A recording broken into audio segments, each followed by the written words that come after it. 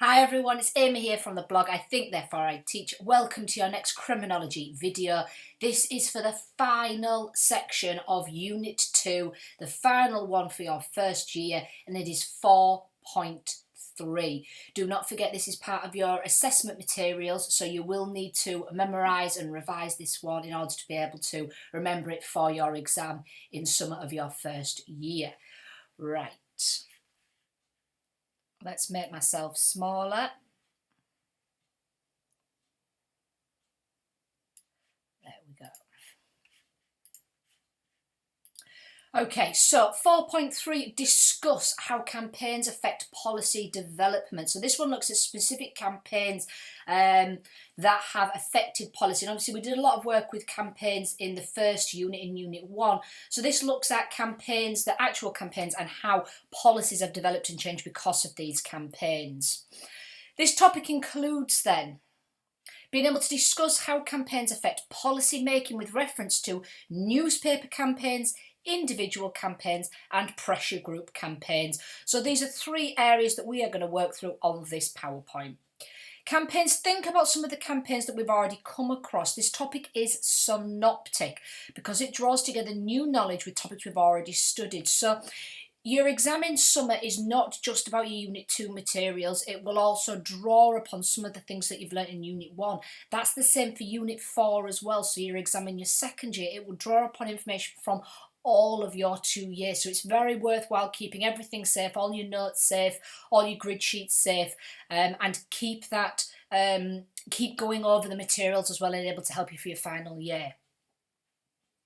We will look at one example of newspaper, one example of individual and one example of a pressure group campaign together, and then you'll have the chance to research one extra example of each independently. So I'm just going to work through what I did with my class.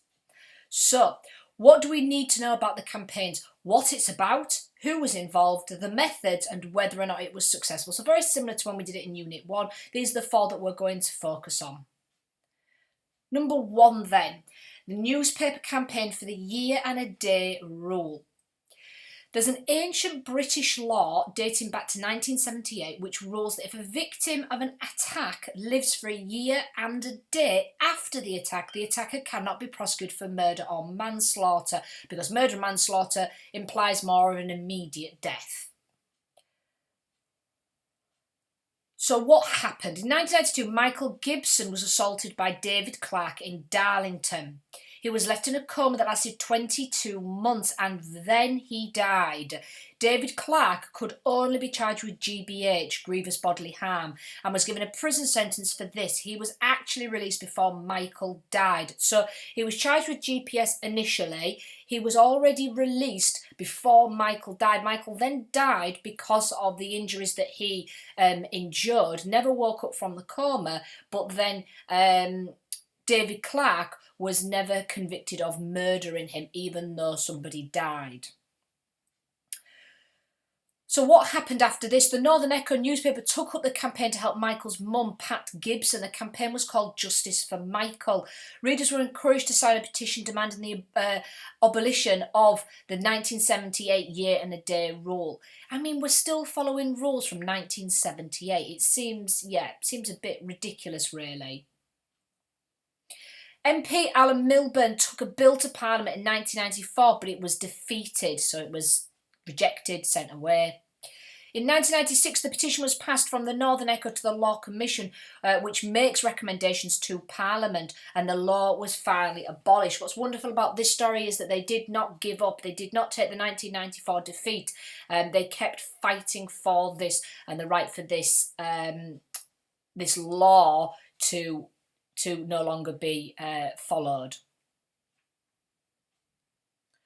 So the one I got my students to do was Sarah's Law, and obviously this is one that we did as a class in Unit 1, so it was a familiar one to the students. So they had to research and revise Sarah's Law. What was it about? What led to it, or who led to it? What methods were used in the campaign? What changes did it bring about, and was it successful? So give it a go if you fancy. Individual campaigns then, double jeopardy. So this is now for individual campaigns. This is a really interesting one. 800-year-old English law, a person cannot be tried for the same crime more than once. Why? Why do you think that might be? Maybe because you can't keep harassing the same person if they're found to be innocent. Why? Because if that person is genuinely innocent, you're letting the guilty party get away.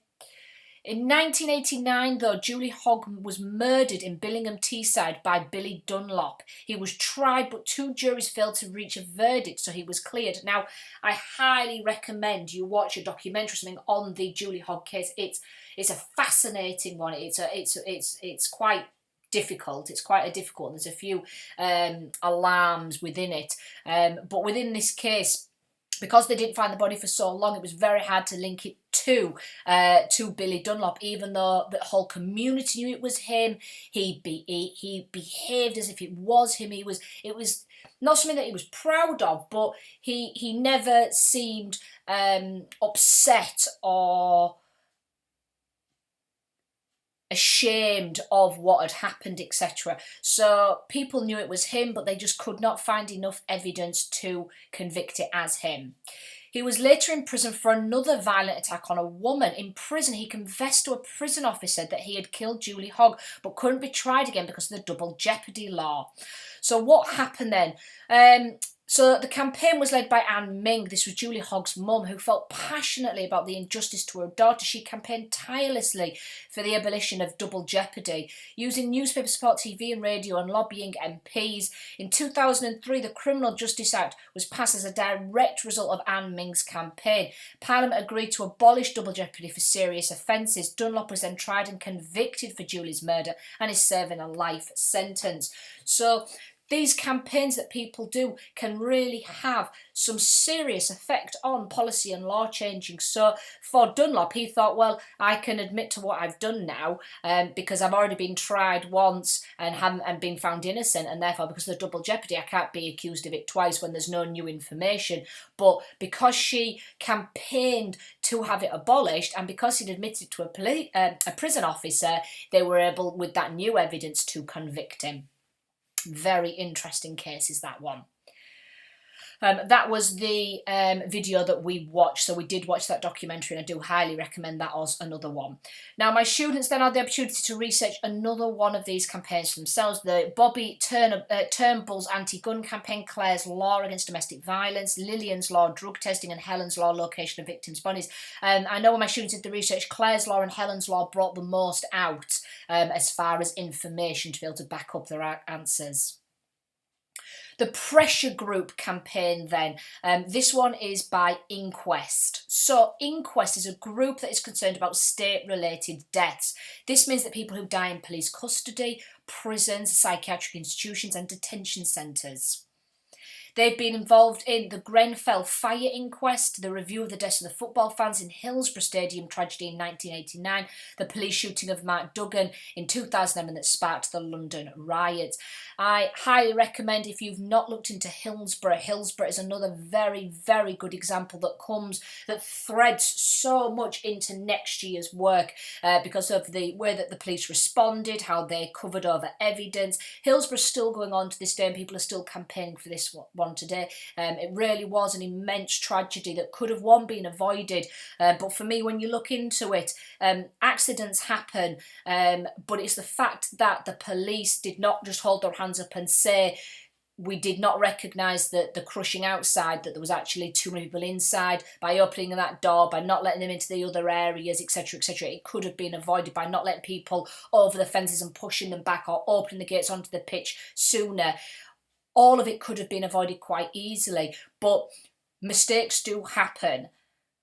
The issues that I have with Hillsborough is what happened afterwards, how things were covered over, how witness statements were manipulated and changed, how nobody held their hands up to say, we've done this wrong, and then it becomes this huge spider's webs of lies and blaming the football fans, covering over evidence, looking at things like the ambulances, saying there was actually only 2 ambulances when there were 3. So all of that is an extremely interesting case, and it really is one that highlights the problems that sometimes our legal system faces. So do check out Hillsborough. Pressure group campaign. Inquests have successfully campaigned to have the IPCC set up, which is the Independent Police Complaints Commission, which investigates alleged police misconduct. Now, this is fair. At the end of the day, teachers have one, hospitals have one. Why don't the police have one? People have complaints. Yes, not all complaints are justified, but people still have complaints. And so therefore, there should be a place where you can freely go and talk about these complaints that you have. Extend the Corporate Manslaughter Act of 2007, which only used to apply to businesses, to include the police and other authority as well. They also continue to campaign for Hillsborough Law, which would make it a crime for police to cover up misconduct or police failings. So your turn for the pressure group now. My students looked into either the Protection Against Stalking, the British Lung Foundation, the Howard League for Penal Reform, or Stonewall. So these were one of the areas that they could research into. And again, they looked at what was the campaign about, how was it conducted, and what methods were used, and what changes were brought about. So check them out if you're interested. So, final part then, how would you answer this? How would you approach this in an exam? Let's have a look at this scenario, because you will get short scenarios in your exam in summer. The shopping centre is popular with locals, but recently has become somewhere for young people to meet on a Saturday afternoon. The young people don't have much money and don't meet to go shopping. They meet in large numbers, play loud music, dance, and sometimes play fight. There's been some shoplifting as well. Many local people are concerned about the situation, have campaigned to have the young people banned from the centre.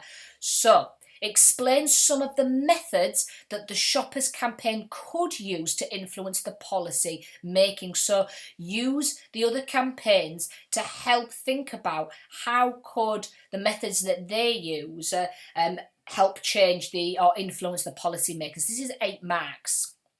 Think of the examples for this answer. So think of that things like petitions, posters, newspaper, radio, TV and social media. So think about the ones that you did for your campaign in Unit 1. Think about how you designed your campaign within that unit. So you could use all sorts of things.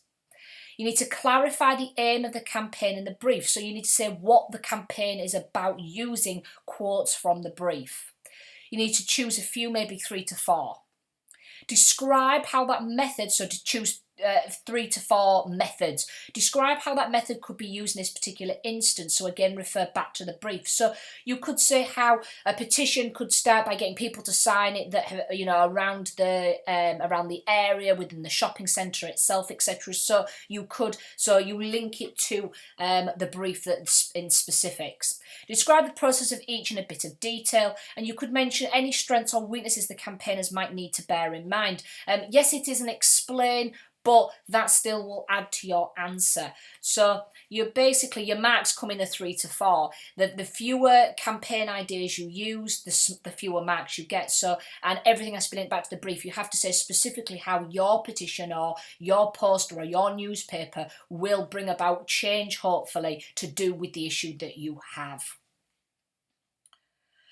Using relevant examples, discuss how campaigns have succeeded in changing the law. So this is real examples. Discuss questions. I want you to present a range of arguments and factors. So this is a discuss. So this does involve some strengths and weaknesses, some sort of discussion of what went well, what were the drawbacks, where were the successes, etc. So it's important to include some problems, negative factors, as well as successes. This could be in terms of the methods used or any side effects, unforeseen consequences. So, for example, in the first one with the a year in a day rule, they did not succeed at first. Why? Why did they not succeed at first? What was the unforeseen circumstances? What were the side effects potentially of how they campaigned? And then how did it go through later? So that's something that you can consider. Minimum of 3 campaigns in order to get your 8 marks. You could give one of each, a newspaper, an individual and a pressure group. So that would keep it really nice. You could use the ones I've done on here, or you can do the ones that you've researched separately. or you could give more than one of a particular type as the question doesn't specify. So it's completely up to you, but all you need to remember is you need to talk about at least 3 to get your marks. Try and look at, as I said, the side effects, both the good and the bad of these campaigns, and how they have succeeded in changing the law. What successes did they have? How did the law change, etc. I think that might be it. Oh no, last slide, last little bit. Final example. Using relevant examples, discuss how campaigns have succeeded in changing the law. Oh, that's the same one. So this is me just giving you some ideas of what you could do. So newspaper campaigns such as the Northern Echo for the year in a day rule. Explain what it's meant by, about and how it was conducted. What is the change in law? What was effective about the campaign, and any issues or problems. How could it have been more effective? So how could it maybe gone through the first time rather than the second?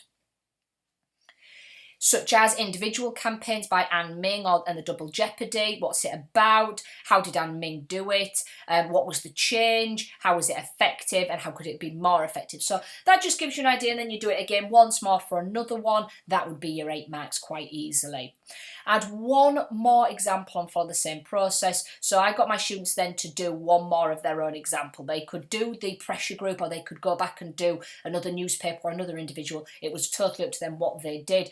The conclusion, a final statement about the effectiveness of the campaigns in changing law. So draw a final statement, summarise about the successes in changing the law. You might want to refer to other things that also change the law, like social change, attitudes, norms and values, and that was from obviously the previous topic in 4.2. So you can draw upon that synoptically as well in your answer, and that would make it a really, really good 8 marks. 8 marks is where you need to spend your most time, because 8 marks really do have a significant effect on the grades that you get. Wonderful. I hope you found that useful, everyone. If you did, just give me a little thumbs up. Don't forget to subscribe as well, and that means that you'll always be kept in the loop and updated when any new videos are launched. Otherwise, thank you very much for watching, everybody. Good luck in your exams if that's why you're watching these, to get ready for those. Otherwise, bye for now, everyone.